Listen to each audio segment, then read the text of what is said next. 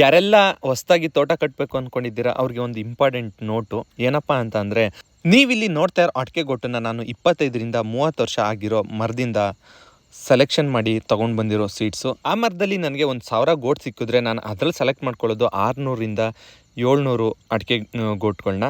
ಅದನ್ನೆಲ್ಲ ನಾನು ಈ ಮರದಿಂದನೇ ಸೆಲೆಕ್ಟ್ ಮಾಡ್ಕೊಂಡಿರೋದು. ನೀವೇ ನೋಡಿ ನನ್ನ ಸೆಲೆಕ್ಷನ್ ಯಾವ ಥರ ಇದೆ ಅಂತ.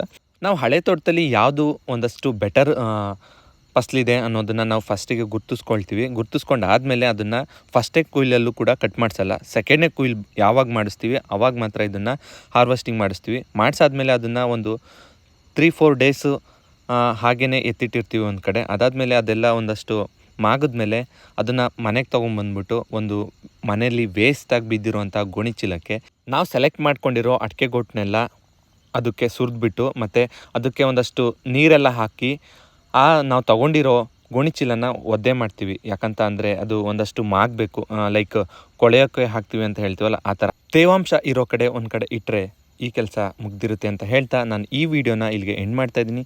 Thank you for watching.